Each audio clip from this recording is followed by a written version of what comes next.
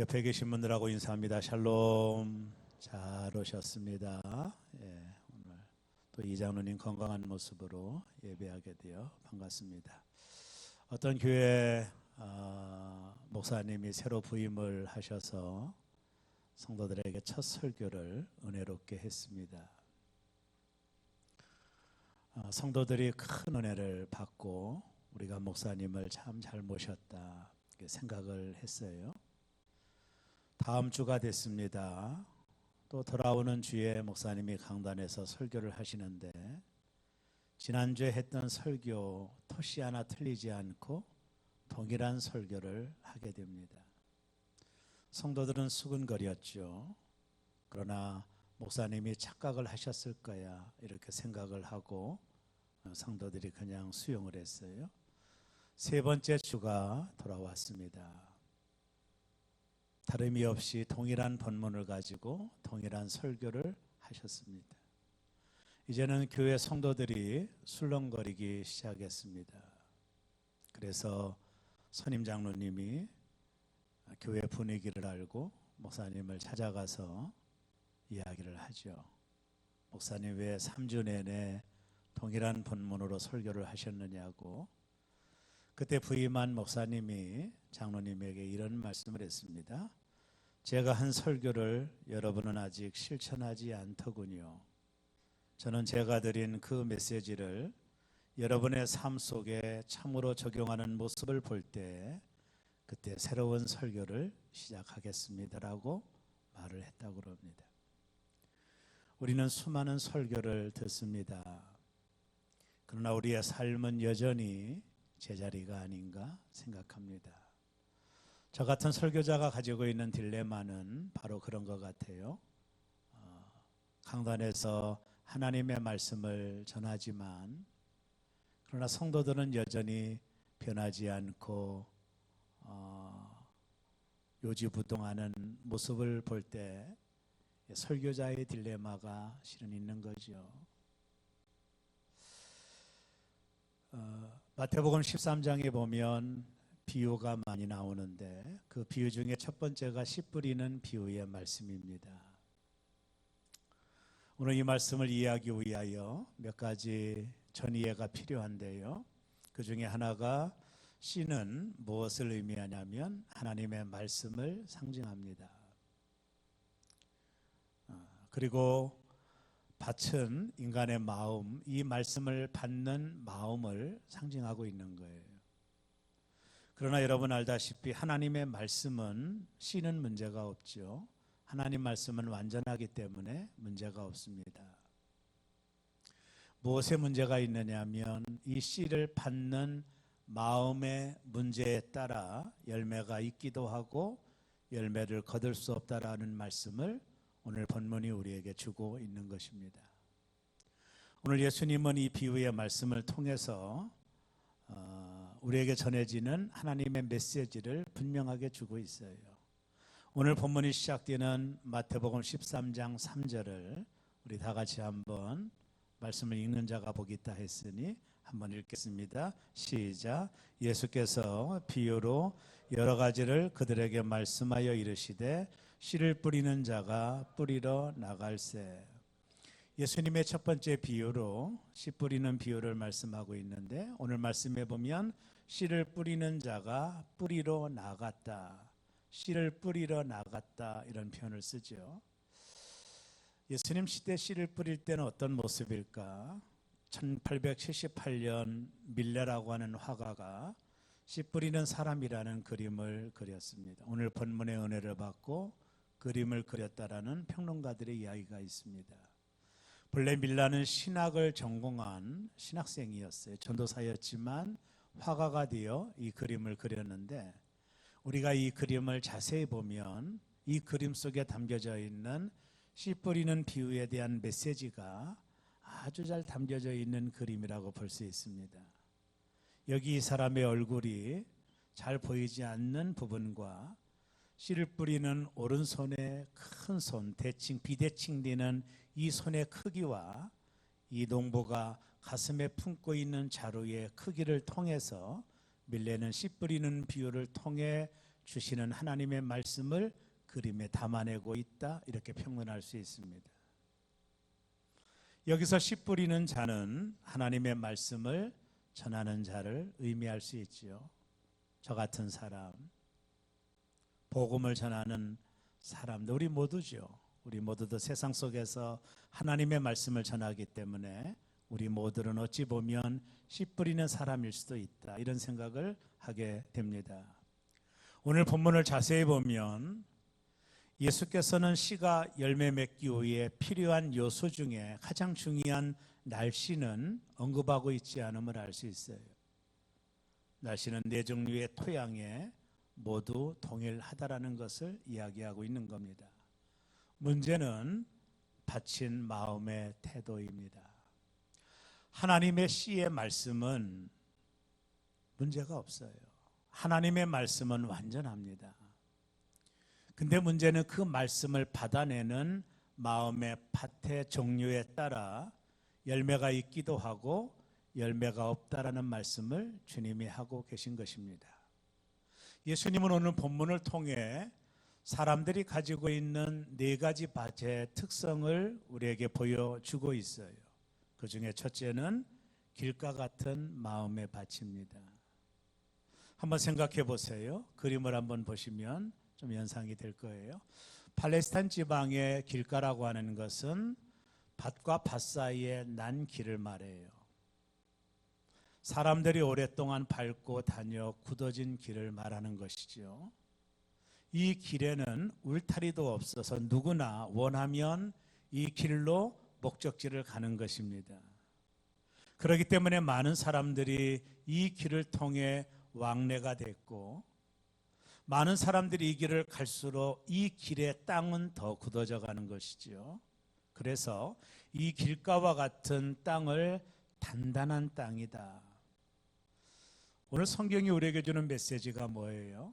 사람들의 마음도 길가 같은 사람이 있다라고 하는 것을 이야기하는 거예요. 쉽게 말하면 마음의 밭이 단단한 사람이 있다. 생각해 보세요. 이 길가에 씨가 떨어집니다. 자, 오늘 본문 4절을 보면 뿌릴새 더러는 길가에 떨어짐에 새들이 와서 먹어버렸고, 예수님께서 이 비유의 말씀을 하시면서 씨를 뿌리는 자가 뿌린 씨가 길가에 떨어졌다라는 거예요. 그 단단한 길가에 씨가 떨어졌어요. 어떤 결과가 나올까요? 이 땅이 단단하기 때문에 씨가 착상을 못하는 거예요. 쉽게 말하면 뿌리를 내릴 수가 없는 거예요. 뿌리를 내리지 못하고 씨채 있으니까 새들이 와서 그 씨를 훔쳐갔다, 먹었다라고 말을 하는 겁니다. 오늘 예수님이 말씀하는 이 길가의 특징을 예수님 스스로 설명을 해주셨는데, 마태복음 14장 19절에 예수님이 이렇게 해석을 해주셨습니다. 아무나 천국 말씀을 듣고 깨닫지 못할 때는 악한 자가 와서 그 마음에 뿌려진 것을 빼앗나니 이는 곧 길가에 뿌려진 자요 라고 말합니다. 이 길가의 특징은, 길가 같은 마음의 특징은 뭐냐면 하나님의 말씀이 뿌려질 때 깨닫지 못한다. 깨닫지 못하는 것이 길가 같은 마음의 특징이라고 예수님께서 말씀했어요. 왜 깨닫지 못했을까요? 왜 이 길가는 깨닫지 못하는 마음을 가졌을까요? 그것은 우리가 알다시피 이 땅의 단단함 때문입니다. 땅이 단단하니까 씨가 뿌려져도 착상이 안 되고 열매를 맺을 수 없는 사람들의 마음이 길가와 같다.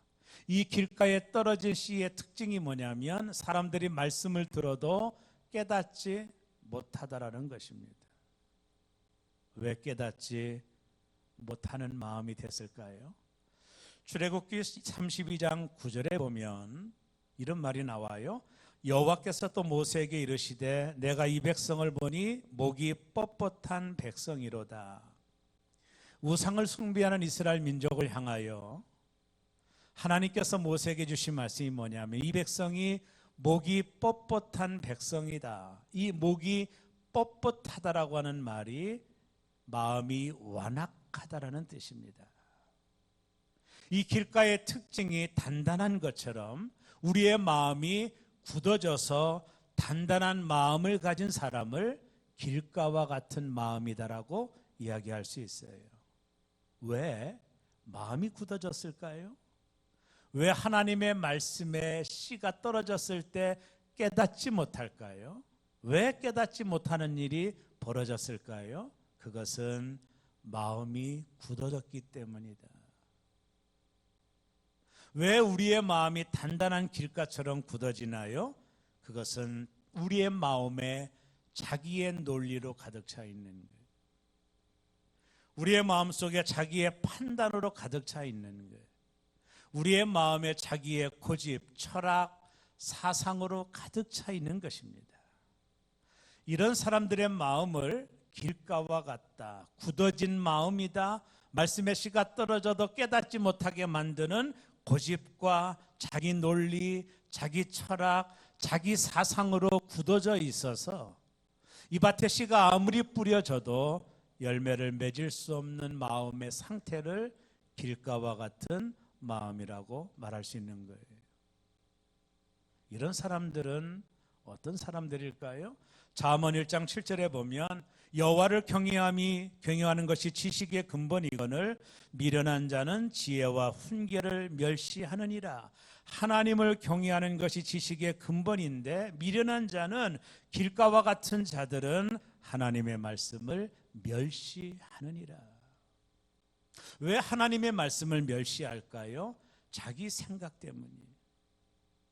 왜 우리의 마음이 단단해졌나요? 자기 고집 때문에 그렇습니다. 자기 사상, 자신의 가치관, 자신의 경험, 자신의 이념들로 마음을 단단하게 만든 사람들에게는 하나님의 말씀의 씨가 떨어져도 착상이 못 되고 열매를 거둘 수 없다라는 거예요.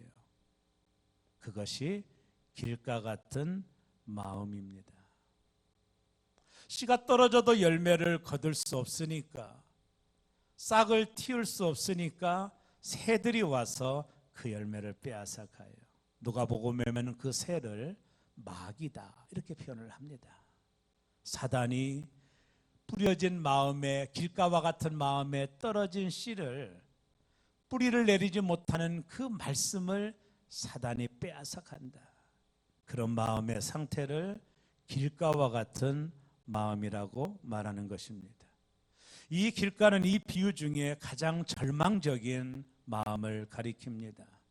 완악함이 돌처럼 단단해져서 하나님의 말씀이 뿌리를 내리지 못하게 되고 결국 사단에게 굴복하는 마음, 그 마음이 길가와 같은 마음입니다.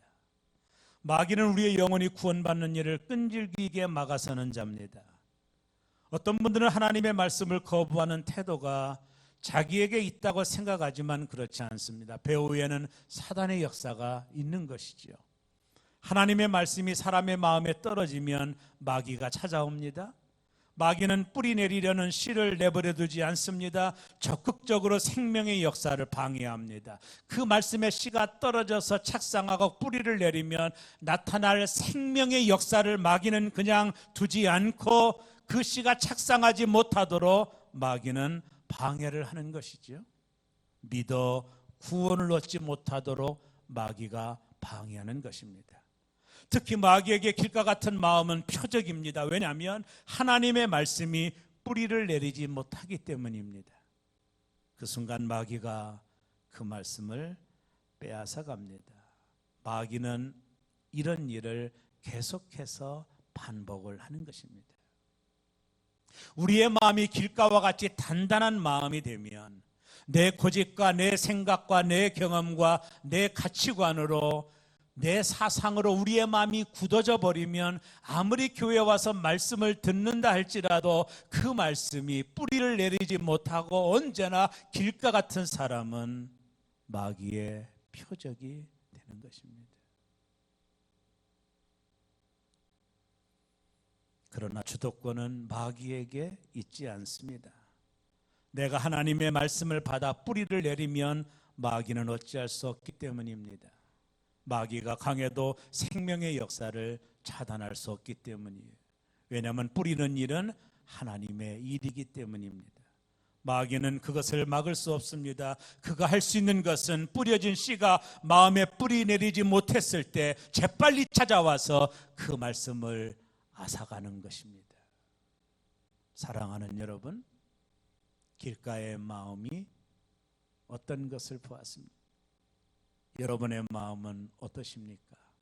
내 생각과 내 철학과 내 가치관과 내 사상으로 혹시 마음이 굳어져 있지는 않습니까? 하나님의 말씀이 내게 다가올 때 내 사상으로 거부하고 내 경험으로 막아서고 내 생각으로 막아서지는 않습니까? 이 길가와 같은 마음은 결코 열매를 거둘 수 없습니다. 두 번째, 예수님이 말씀하시는 밭은 돌짝 같은 마음입니다. 그림을 한번 보세요. 팔레스타인 지방에 대개 밭이 이런 식으로 되어 있어요. 돌과 흙이 함께 이렇게 있는 거예요. 여기다가 농부가 씨를 뿌립니다. 그러면 돌 위에 흙이 있기 때문에 착상이 이루어지죠. 뿌리를 내립니다. 근데 문제는 뭐냐면 뿌리를 내리다가 돌을 만나는 거예요. 그 단단한 돌을 만나면 이 씨가 더 이상 뿌리를 내리지 못하게 되고 40도가 넘는 열기 가운데 뿌리를 내리지 못한 이 씨는 태양에 의하여 말라 죽어버리게 되는 것이죠. 오늘 예수님이 하신 말씀 5절과 6절을 보시면 더러는 흙이 얇은 돌밭에 떨어짐에 흙이 깊지 아니하므로 곧 싹이 나오나 해가 돋은 후에 타서 뿌리가 없으므로 말랐고, 이 말씀을 주님이 해석을 해줍니다. 20절과 21절에 보면 돌밭에 뿌려졌다라는 것은 말씀을 듣고 즉시 기쁨으로 받되 그 속에 뿌리가 없어 잠시 견디다가 말씀으로 말미암아 환난이나 박해가 일어날 때는 곧 넘어지는 자요. 이게 주님의 해석이었습니다. 이런 사람은 하나님의 말씀을 들을 때 기쁨으로 받는다라는 거예요. 내가 오늘 은혜 받았어. 오늘 설교에 큰 은혜가 있었어. 내가 오늘 말씀에 감동도 받았어. 나도 모르게 흐르는 눈물도 보았고 말씀에 대한 은혜가 내게 충만하게 임하는 것을 경험할 수 있는 것입니다. 즉, 그들은 잠깐 믿는 거예요. 지성적으로 받아들이고 확신도 합니다. 그러나 그것은 일시적인 믿음입니다. 왜냐하면 뿌리를 내리지 못하기 때문입니다. 어느 한순간 말씀이 내게 손해를 가져다 주고 내게 불편을 가져다 주면 언제든지 말씀을 떠나는 사람의 유형을 이 돌밭 같은 사람의 마음인 겁니다. 말씀에 대한 대가를 치르려고 하지 않습니다. 결국 말씀을 듣는 자의 처음 반응이 얼마나 열정적이냐는 크게 중요하지 않습니다. 믿음이 뿌리가 없어 알팍하면 결국에는 믿음을 저버리고 말기 때문입니다. 제가 처음 목회지에 교회 건축을 위해서 산을 포크레인 작업으로 이제 토목 공사를 할 때였어요. 우리가 산 땅 산에 소나무가 한 40그루 정말 좋은 소나무가 있었습니다. 업자들이 와서 그 소나무를 팔라고, 그래서 교회가 결의하여 소나무를 조경업자에게 팔게 됐는데요. 이분들이 한 달 내내 소나무 40그루를 작업을 해요. 봉을 뜬다고 그러죠. 깊은 곳에 포크레인에 그 땅을 파서 소나무 봉을 뜨고 40그루를 큰 트럭에다 싣고 가져가는데요. 제가 마지막 날 물어봤습니다. 이렇게 한 40그루 넘게 가져가면 얼마 정도 살아나느냐고 물어보니까 조경업자가 하는 얘기가, 목사님 10% 정도 살아나면 다행입니다. 뿌리를 잘랐기 때문에, 뿌리가 없기 때문에 땅을 옮겨버리면 소나무가 자랄 가능성이 10%도 안 됩니다. 그 10%를 바라보고 나무를 가져간다는 것입니다. 뿌리를 내리지 못하면 열매가 없는 거예요. 너무나도 많은 사람들이 교회 안에 들어왔다가 어느 순간 되돌아보면 뿌리 내지 못하고 떠나는 사람들을 바라보게 됩니다. 하나님의 말씀이 내게 희생을 요구할 때, 그 하나님의 말씀 때문에 내가 손해를 보는 일들을 만나게 될 때, 이들은 과감없이 교회를 떠나는 것이지요. 이것이 돌짝과 같은 마음의 밭입니다. 말씀을 듣습니다. 기쁨으로 반응합니다. 그러나 환난이 오고 하나님의 말씀이 내게 도전이 되고 그 말씀이 내게 희생을 요구하는 어느 시점이 되면 더 이상 말씀의 뿌리를 내리지 못하는 사람들의 유형을 예수님께서 말씀하고 계신 것입니다. 세 번째 마음의 밭은 가시떨기 같은 마음입니다. 제가 생각할 때 모든 분들의 마음이 아마 이렇지 않을까. 오늘 예수님의 비유는 전 이해가 필요한데요, 이 말씀을 두 무리에게 주었어요. 마태복음을 보면 어떤 사람들에게 이 말씀을 주었느냐 하면 제자와 무리에게 주었어요. 여러분 집에 가 성경을 한번 자세히 한번 읽어보세요. 이 말씀의 대상이 제자와 무리입니다. 무리들을 예수님께서 세 가지 밭으로 비유를 했고 예수님의 제자를 좋은 밭으로 비교하고 있는 거예요. 그 중에 세 번째가 가시떨기와 같은 마음의 밭입니다.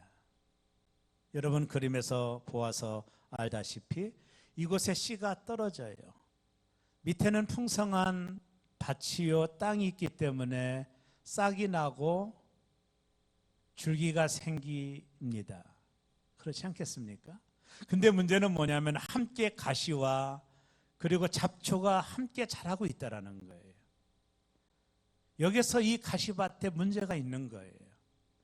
이 가시와 잡초가 자라는 속도가 크고 모든 양분을 흡수하기 때문에 함께 자라는 이 좋은 이 가시밭에 떨어진 씨가 더 이상 자랄 수 없는 거예요. 이 가시가 모든 기운을 빼앗아가는 것입니다.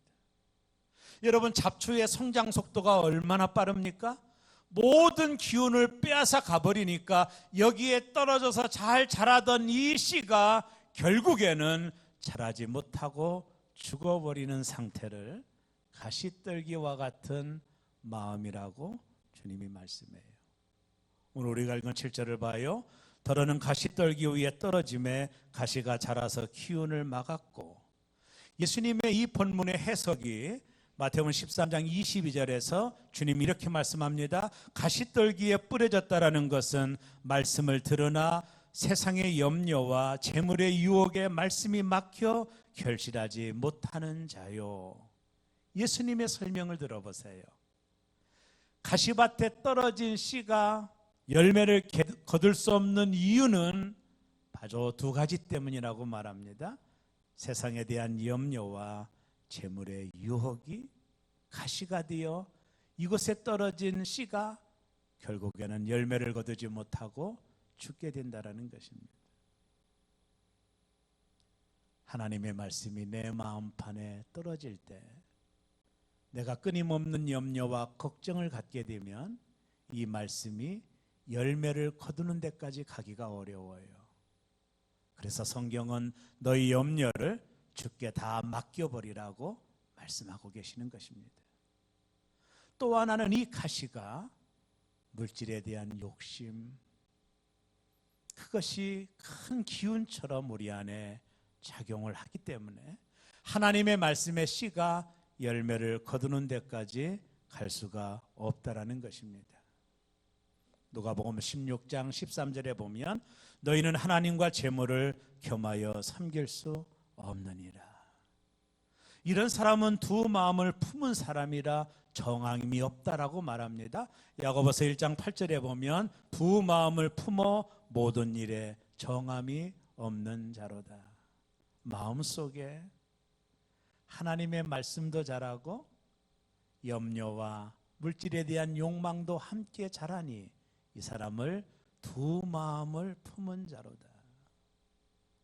이런 사람은 정함이 없는 사람이다. 이렇게 설명을 합니다. 세상의 염려와 재물의 유혹으로 결실치 못하는 자를 의미하는 것입니다. 물론 물질적인 부나 쾌락이 그 자체로 악한 것은 아니지만 단지 우선순위의 문제를 말하고 있는 거예요. 문제는 하나님이 주신 축복을 하나님보다 더 사랑하는 것이지요.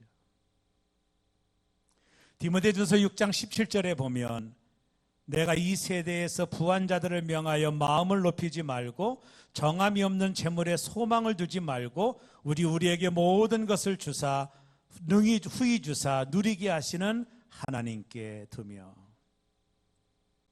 하나님께 우리의 소망을 두라는 것입니다.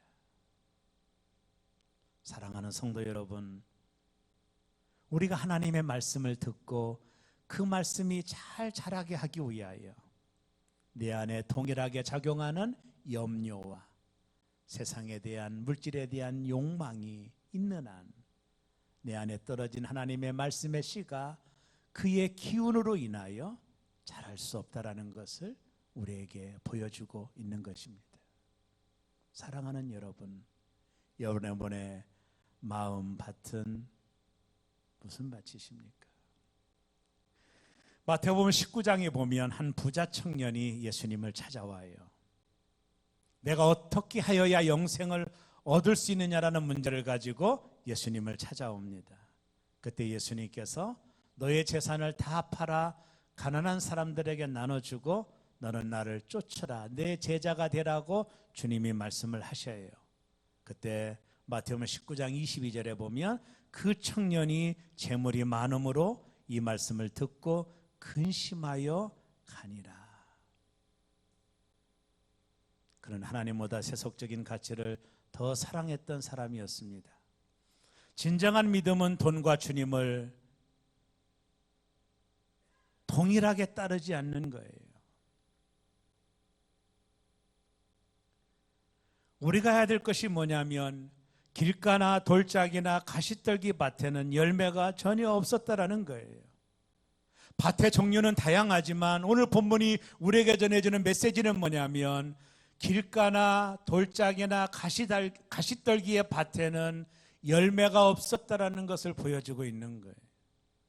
사람의 유형이 다르지만 중요한 게 뭐냐면 이 밭에 떨어진 세 종류에 떨어진 밭에는 열매가 없었다라는 것을 성경은 우리에게 보여주고 있는 것입니다.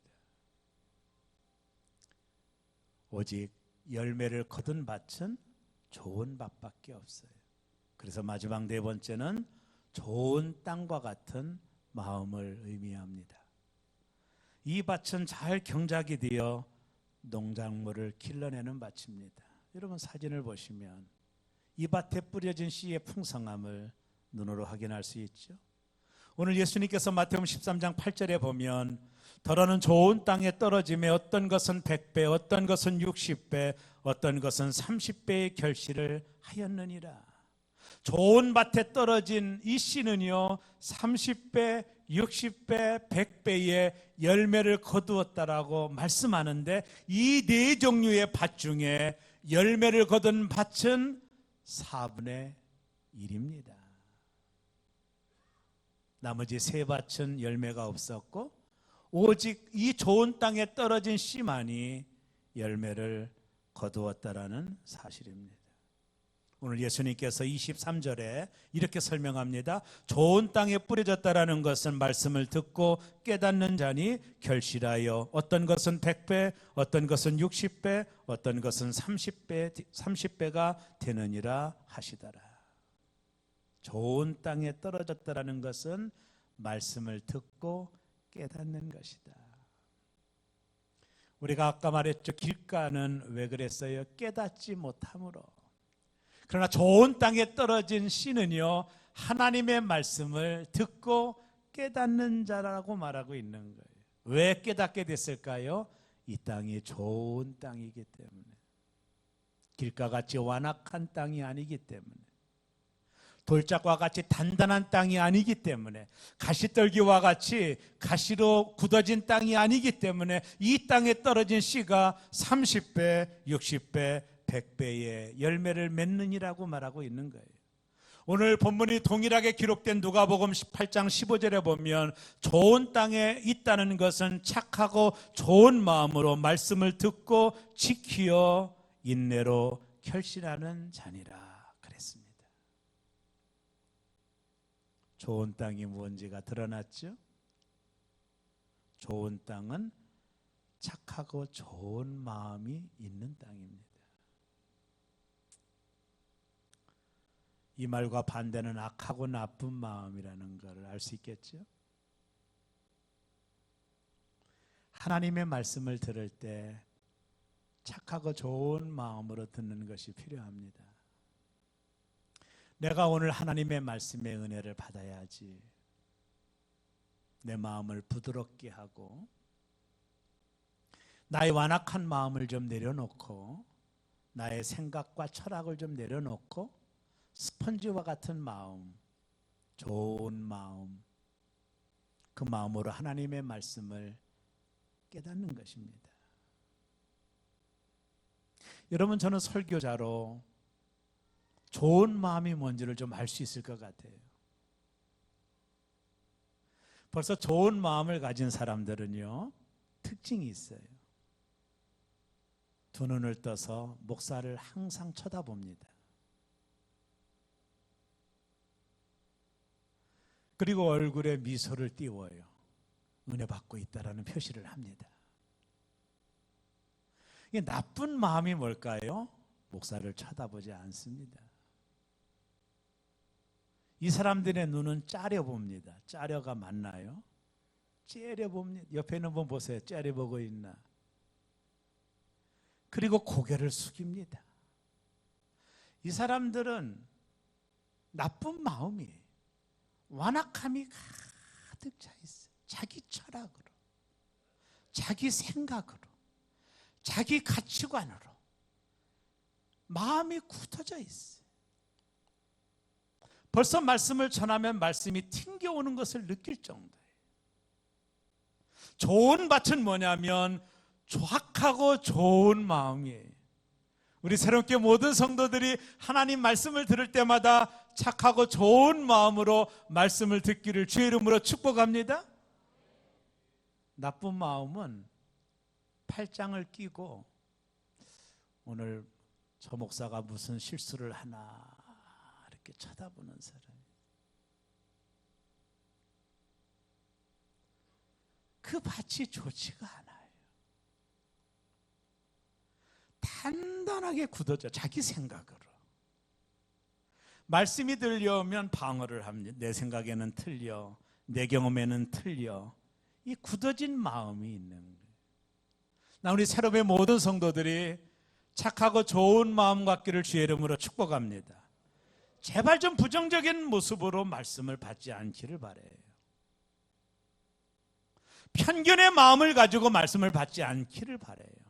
우리의 생각을 내려놓고 나의 철학을 내려놓고 나의 이념을 좀 내려놓고 어린아이와 같은 마음으로 하나님 말씀에 반응하시는 새로운 성도들 되기를 주의 이름으로 축복합니다. 그래야 열매가 있죠.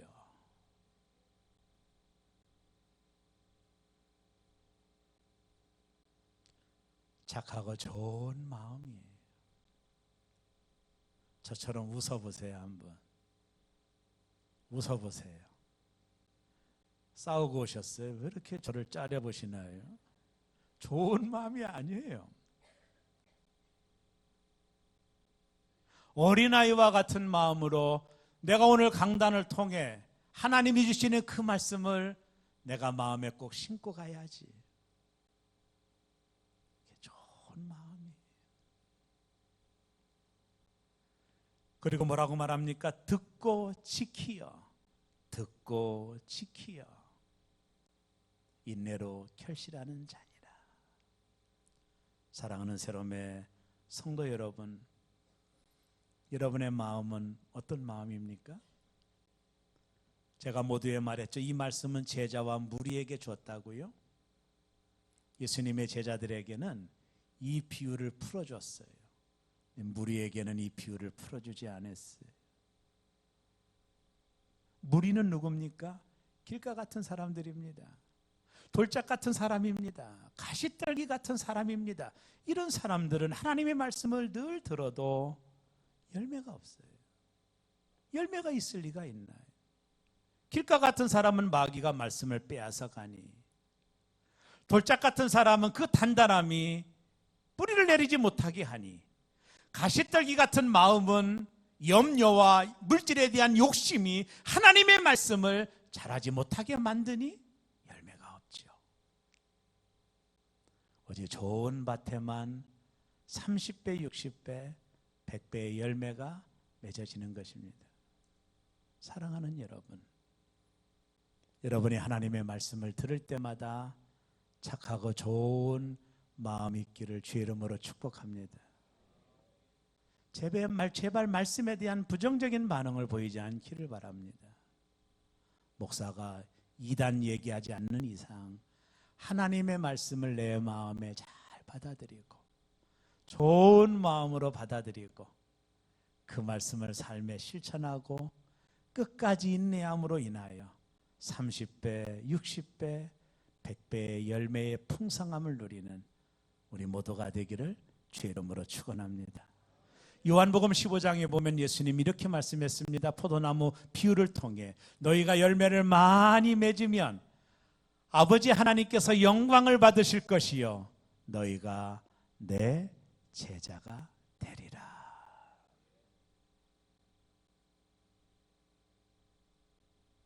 사랑하는 새롬의 모든 성도 여러분, 하나님의 말씀을 들을 때마다 우리의 마음이 착하고 좋은 밭으로 듣고 그 말씀을 깨닫고 지켜 인내함으로 하나님 나라의 풍성함을 경험하는 우리 모두 되기를 주의 이름으로 축복합니다. 길가 같은 마음이라면 갈아엎어야 되겠죠. 돌짝 같은 마음이라면 돌을 치워버려야 되겠죠. 가시떨기 같은 마음이라면 불로 태워버려야 되겠죠. 그리고 우리의 마음이 좋은 밭 되어서 말씀을 들을 때마다 그 말씀이 내게 스펀지처럼 흡수가 되고 베레아 사람처럼 신사적이 되고 말씀에 부정적이 되지 말고 신사적이 되어서 그 말씀이 내 안에 떨어져서 잘 열매를 맺도록 내가 영적으로 잘 가꾸어서 하나님 나라의 풍성함을 경험하는 사람의 모든 식구들 되기를 주의 이름으로 축원합니다. 옆에 계신 분들에게 말씀하세요. 좋은 밭 됩시다. 기도하겠습니다.